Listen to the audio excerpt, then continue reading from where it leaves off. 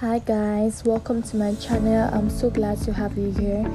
My name is Tab by Tessa.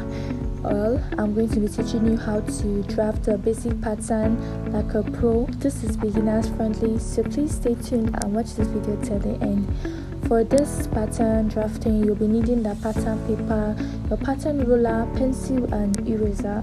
So I started by marking 2 cm horizontally just to maintain a straight line, and I also did that vertically, and this is for a straight line, just like a starting point, and I named the line my top line. This is me reading out the line. I named the line my top line. So from my top line, I'll be taking my point O. My point O is 3, and I'll be marking that out. I'll be dropping a video on how to get this body measurement for those of us that might not know how to actually take this measurement. So I'll be dropping a video so as to not make this one very long. So I just marked out my point O. Note that after marking up your point O, every other measurement basically starts from the point O. So from point O, I'll be marking out my bust line. My bust line is 21 cm, and I just marked that out, 21 cm. From my point O, I'll also mark out my waistline. My waistline is 38 cm, which I just did, and this is me labeling it waistline 38 cm. From my waistline, I'm going to mark out 22 cm constant. 22 cm constant actually means it's for everyone. You'll be doing that for all the basic bodies you'll be drafting, both plus and for slim people. So I just marked that out, and I named the line the hemline. So these are basically my lines for now. I just wrote out all my lines. So from point O, I'm going to be dividing my bust line, which I got earlier, 21 cm. I'll be dividing that by 2, and I got 10.75. I'll mark that out. Still starting from point O, like I said earlier, every measurement starts from point O. I'll roll that out, and I'll call this new line my back line. Yes.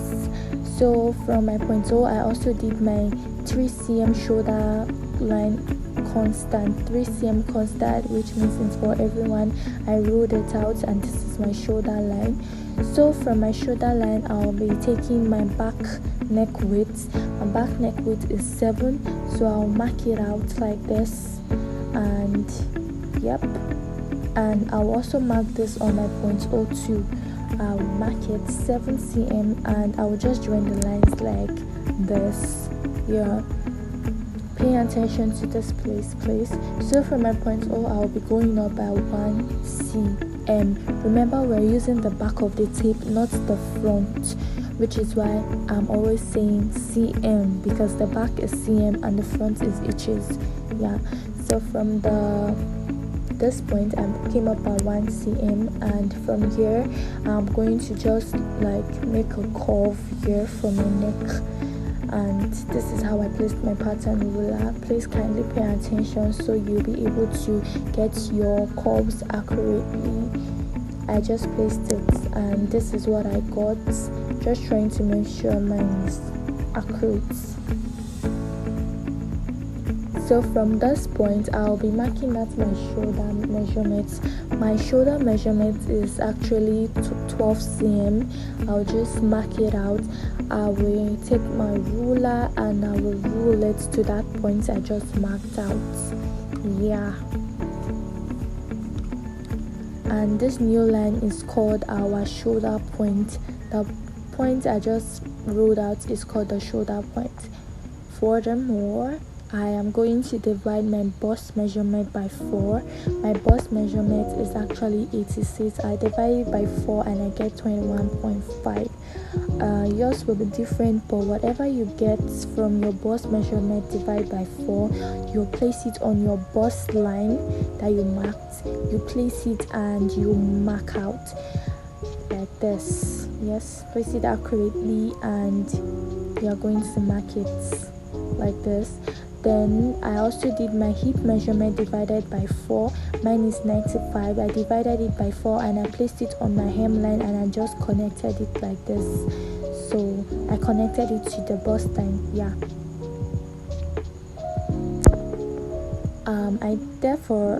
Furthermore, I divided my shoulder back. My shoulder back is also known as the back width. I divided mine by 2. I got mine is 35, so I divided mine by 2 and I got 17.5. So you're going to be placing whatever you get from dividing your shoulder back by 2. You are going to place it on your back line and on your waistline. So just try to make sure it's accurate and correct, so that every other thing you'll be doing will be correct. So you place your pattern ruler like this and you just make a curve like this. We are trying to create the armhole here, so like so, and you connect to your shoulder line. Oh yeah, this is it. So we are going to take our waist measurement. We divide it by 4 and we minus it from our bust measurement divided by 4 also. Divide your bust measurement by 4, divide your waist measurement by 4, and you minus the 2 from each other. Whatever you get, you are going to place it on this your waistline and you connect it to this your armhole point that you just did. This is what I'm doing here. So mine is 4, I placed 3. You are going to be placing the bigger parts on, marking the bigger part on this your waistline here, this point, and you just connect. And I did my shoulder back, which is my back with 35. I divided it by 4, I got 8, and I marked it on each line. That is every of the lines I have been doing. I marked it on each and I wrote a straight line, which is the line you can see at the middle there. So after marking my 3 from the 4 that I got, after dividing my waist measurements from my bust measurements, I'll be placing the remaining 1 at the side like that, and I will just connect it to the top to form my darts. Yes, whatever you have left is what you place at the 2 sides to get your darts. So mine, I got 4, I placed 3 at the top and I placed the remaining 1 at the down. I shared it into 2, which is half. For example, you got 5, you place 3 there, you are going to be placing 1 each.